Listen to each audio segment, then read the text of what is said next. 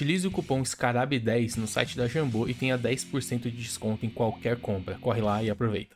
Oi, tudo bem? Eu sou o Tico e hoje eu não tô aqui pra falar de Ordem Paranormal RPG, mas sim do Enigma do Medo, o jogo que vai se passar no universo de Ordem Paranormal. E pra quem não tá sabendo, o Cellbit nesse final de semana jogou a 20 minutos ali do começo da gameplay do Enigma do Medo, justamente porque eles estão passando por alguns problemas, tiveram que adiar o jogo por um tempo, e como eles ainda não têm uma data de lançamento, ele resolveu jogar pra mostrar pra gente, pra mostrar pra todo mundo como que o jogo tá. Quem acompanha mais de perto, quem comprou ali, ajudou no Catarse lá atrás, ajudou na campanha, né, e pegou ali uns níveis um pouco mais altos, que participa ali das calls, das lives ali no Telegram, já tá sabendo mais ou menos como que o jogo tá, tudo que eles andam fazendo e tudo mais, já responderam algumas perguntas. Óbvio, essas coisas a gente não divulga justamente porque a gente não pode, né, isso tem que ficar ali só pra realmente quem é daquele grupo, mas agora foi revelado pra todo mundo como que o jogo tá atualmente, e eu tô aqui hoje pra falar um pouco do que eu achei dessa primeira gameplay aí, digamos, ao vivo, mostrada pra todo mundo, que agora é público, então a gente pode comentar à vontade. Então hoje, pela primeira vez, ao invés de vocês verem aqui o meu lado jogador de RPG, vocês vão ver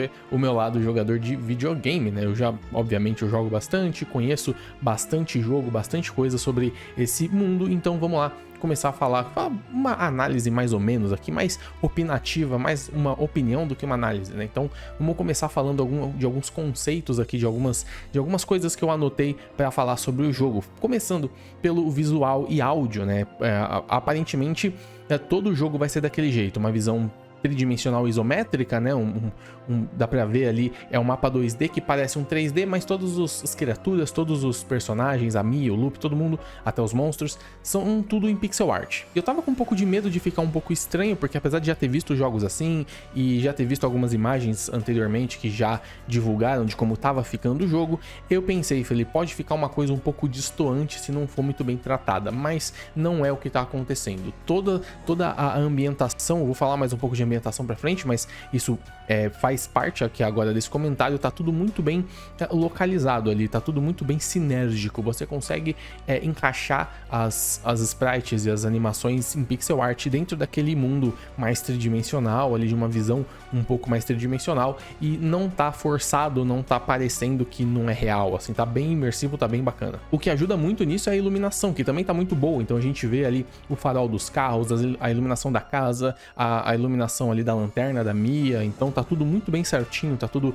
iluminando o que tem que iluminar da maneira certa. Aparentemente isso tá muito bem programado, tá passando muita realidade ali de tudo, de todas as interações que a parte visual tem que fazer.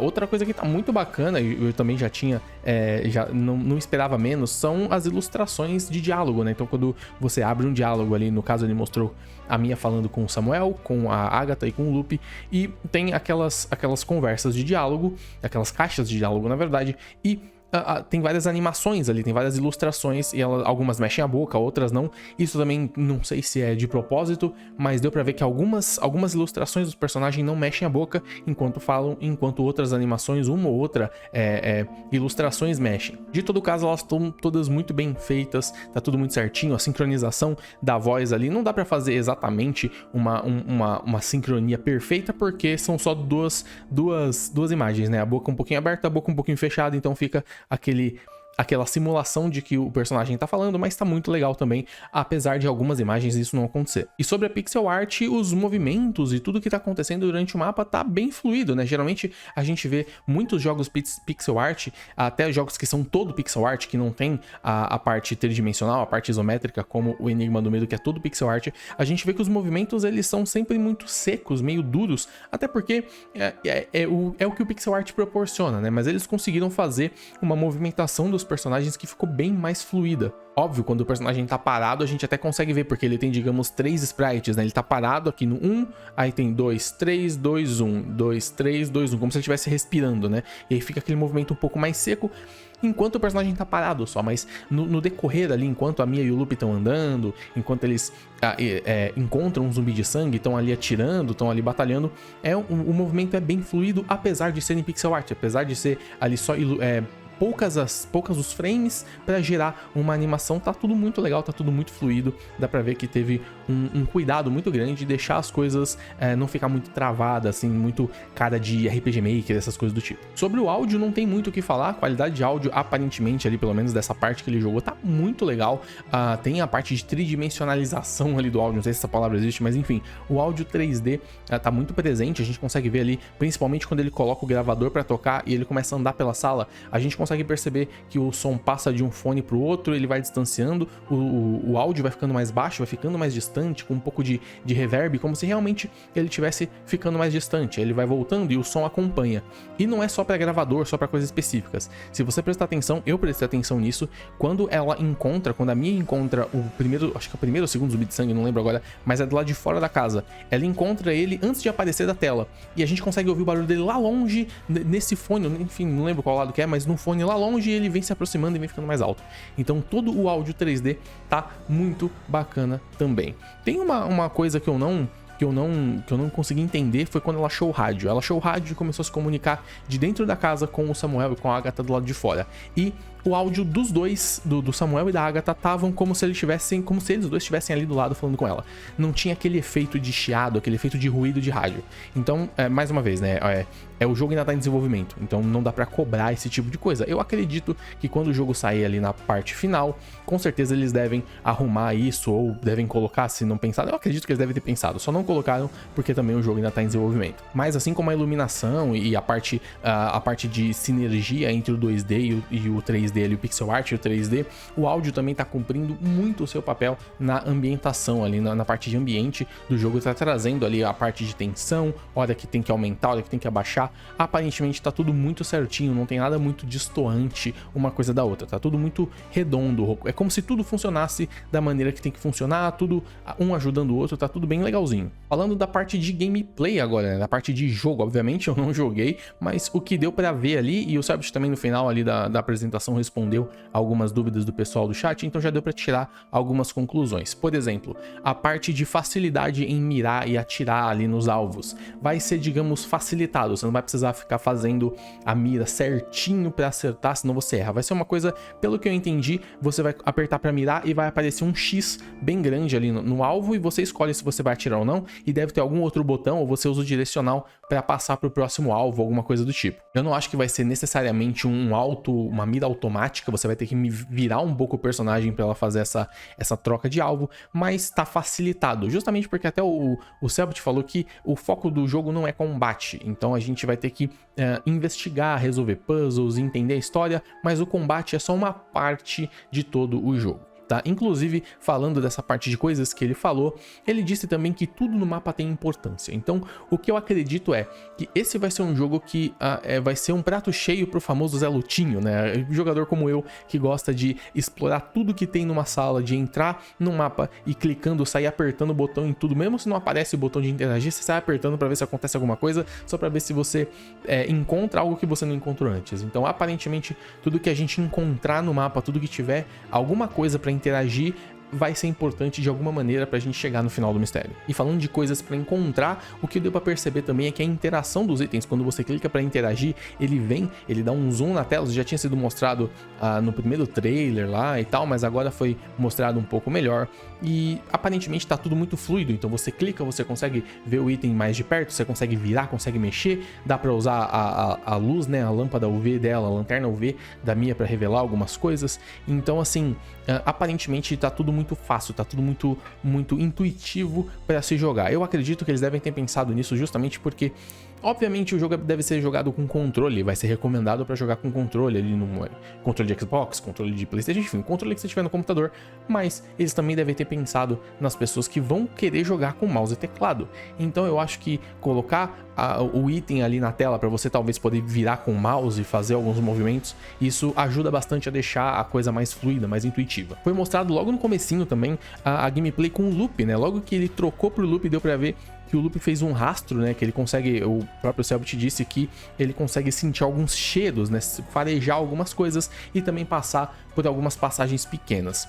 Isso me dá algumas ideias, algumas suposições sobre o que a gente vai conseguir fazer com o loop, tá? O que eu acho que vai acontecer? O loop vai ser aquela aquela maneira de você se achar se você tiver perdido. Então eu acho que se você começar a rolar para um lado e para o outro e não conseguir entender para onde você tem que ir, o loop vai conseguir farejar, digamos, o caminho pro Veríssimo, ou o caminho até a próxima parte, enfim, ele vai conseguir te ajudar nisso. E provavelmente vão ter algumas etapas do jogo que ele vai ser indispensável, como foi ali logo no começo, que ele precisava passar pro outro lado para poder abrir a porta, e a Mia não cabia no buraquinho, mas ele entrava lá, um cachorrinho pequenininho, entrou e conseguiu abrir. Então assim, até onde o loop vai ser indispensável ou vai ser opcional no jogo? Ele vai ser útil só nessas partes em que ele tem que ser útil, em que a Mia não consegue agir, ou a gente vai conseguir ou vai precisar usar ele para alguma outra coisa? Por exemplo, se eu começar o jogo e eu não ficar perdido em momento nenhum, eu vou precisar usar o loop, a não ser nessas cenas específicas? Não dá pra saber. Uma outra coisa bem importante é que o jogo vai ter contagem de munição pra ou pras armas, né? A gente não sabe se vai ter mais de uma arma de fogo no jogo. O Cellbit já falou que não é o foco em combate, mas eu acho que deve ter pelo menos uma ou duas armas diferentes ali de fogo. De qualquer forma, vai ter contagem de munição. Isso pode deixar o jogo muito mais difícil dependendo do seu estilo ali de gameplay. Se você é uma pessoa que adora ficar sentando bala no monstro até ele derreter no chão, provavelmente você vai acabar ficando sem munição muito rápido. Isso pode ser um problema. A gente viu também que tem um pé de cabra. Provavelmente pode ter outras armas ali corpo a corpo. A gente ainda não sabe, não dá pra saber ao certo se realmente vai dar pra você jogar só com o pé de cabra. De acordo com o que o Cellbit disse lá depois respondendo as perguntas, ele deu a entender de que sim, você vai conseguir jogar só com o pé de cabra, por exemplo, se você tiver sem munição. Vai ser muito mais complexo, porque você vai estar perto do monstro, e pelo que eu vi, e também pelo que o Cellbit disse, não vai ter um sistema de esquiva, então se ele chegar perto de você e bater, ele vai acertar. Então vai ter que ter uma jogada muito tênue, vai ter uma linha muito tênue ali até onde vale a pena você se aproximar para bater ou gastar munição.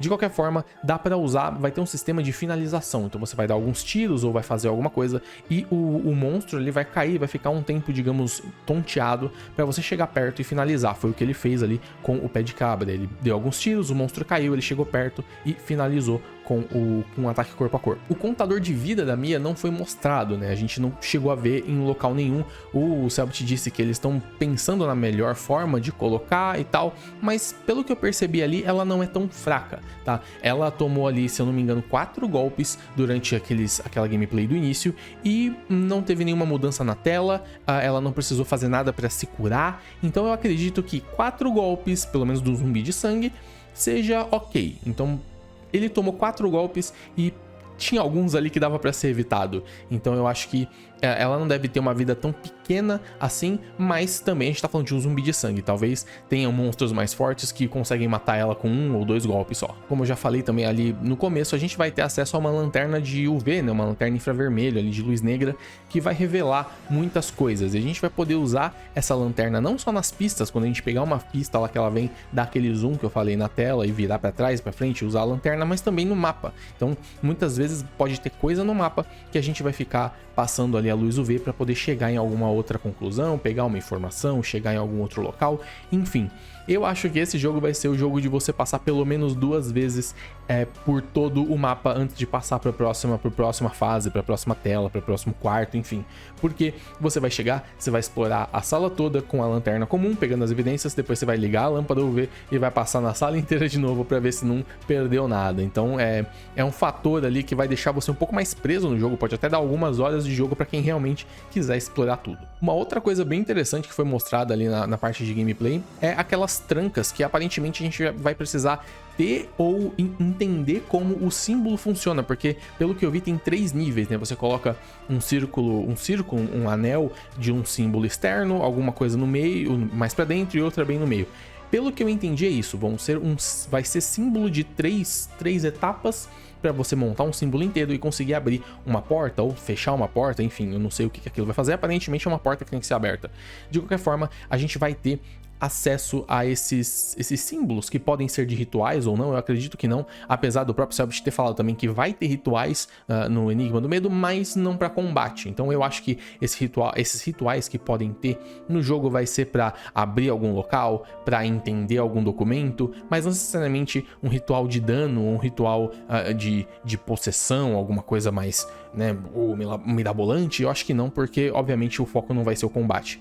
Por não ser o combate, eu acredito inclusive que o último boss ali, o último chefão final, não vai ser um monstro, não necessariamente um monstro que a gente tem que combater, mas eu acho que a última batalha vai ser ou algum puzzle que a gente tem que resolver para enfraquecer um monstro até levar ele a ser derrotado de alguma outra forma, ou o Veríssimo que vai bater nele, porque o Veríssimo é forte pra caramba, ou pode até ter a ver com um ritual, mas não um ritual para dar dano, mas sim um ritual de aprisionamento, de selamento, alguma coisa do tipo.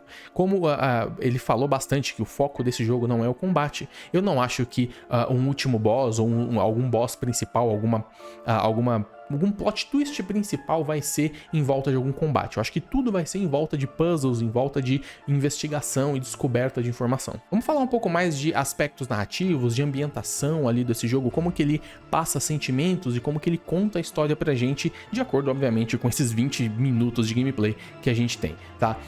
Pelo que eu entendi, pelo que deu pra perceber, o jogo vai ter duas maneiras distintas, ou pelo menos duas maneiras principais ali de contar a história pra gente. A primeira e a principal vai ser de maneira direta, então vão ser as pistas que a gente vai achar que vai ter alguma coisa escrita, ou o áudio ali, por exemplo, o gravador ali do Callisto, que a gente vai ler, vai ouvir as informações e vai ter acesso a essas informações novas e conseguir chegar a algumas outras conclusões, mas também aparentemente vai ter maneira, digamos, de forma passiva de passar informação. Tipo, ela tá ali na tela, ela tá ali no mapa, mas se você não prestar atenção ou se você não for atrás, você vai passar despercebido e provavelmente isso pode não ser necessário para concluir o jogo, para zerar o jogo, mas provavelmente se você é um fã de Ordem e você quer entender mais sobre a história desse jogo, você vai querer ter esse tipo de informação.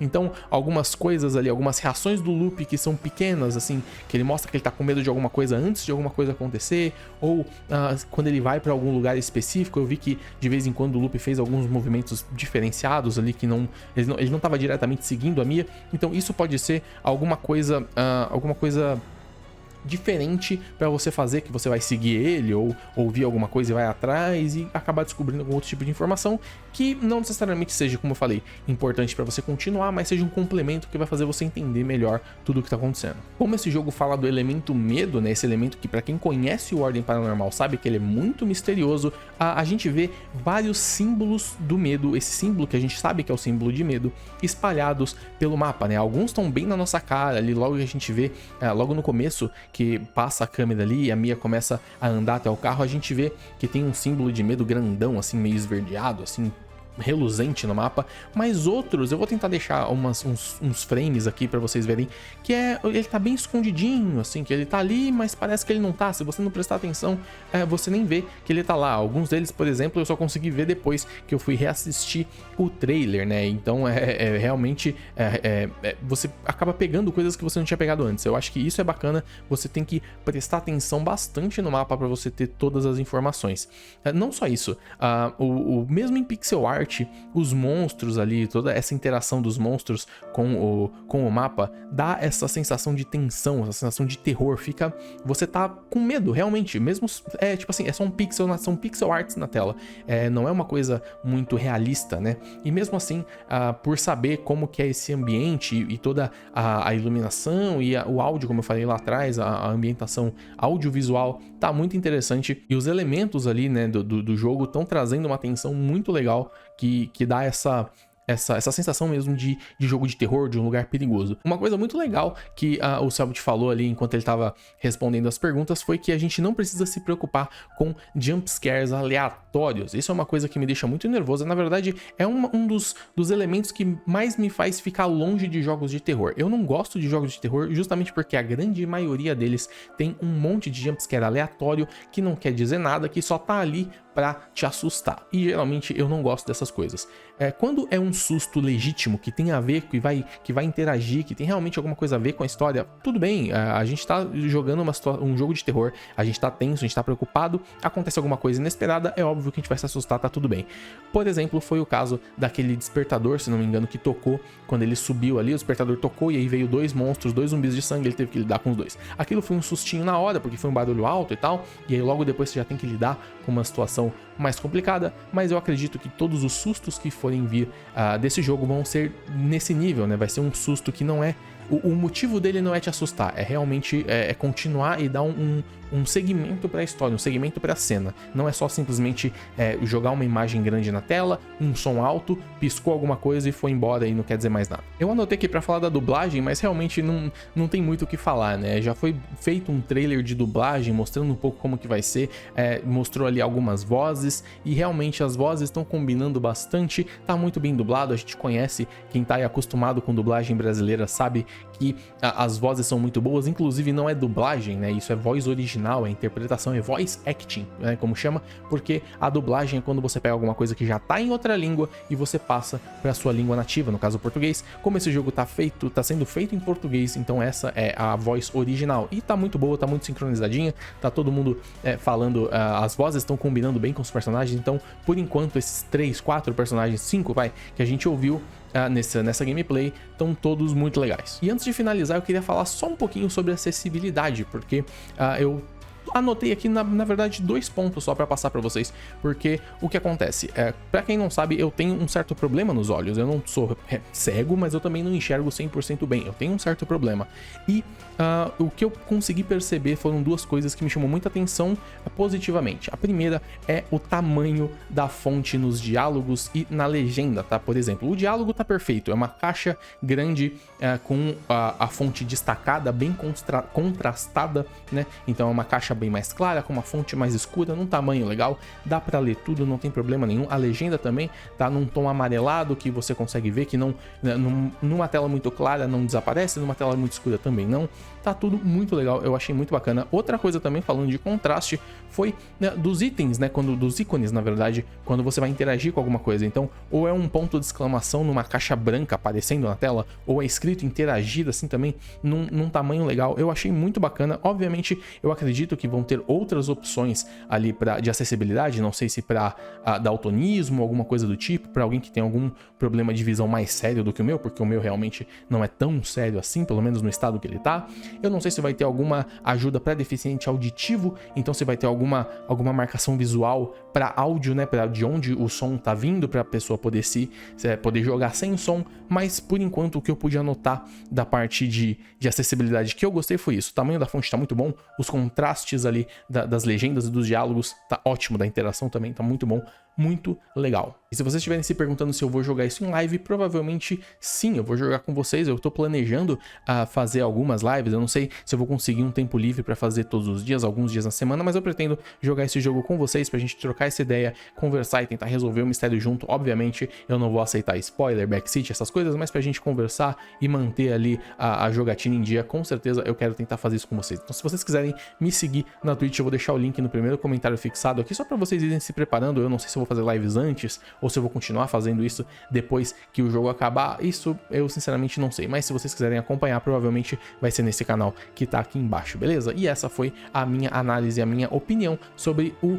trailer, sobre na verdade a gameplay de 20 minutos do Enigma do Medo. Eu também tô muito ansioso, eu acho que vocês estão tão ansiosos quanto eu pra jogar, e eu espero que vocês tenham curtido esse vídeo. Não esquece de deixar o like se você gostou e de se inscrever no canal para não perder outros vídeos como esse, falando de tudo do universo do Ordem, tanto do Enigma do Medo quanto montando fichas no sistema, tirando dúvidas sobre criaturas, sobre as regras do Ordem Paranormal RPG e tudo desse universo, beleza? Muito obrigado a todos vocês que assistiram e olhos sempre abertos.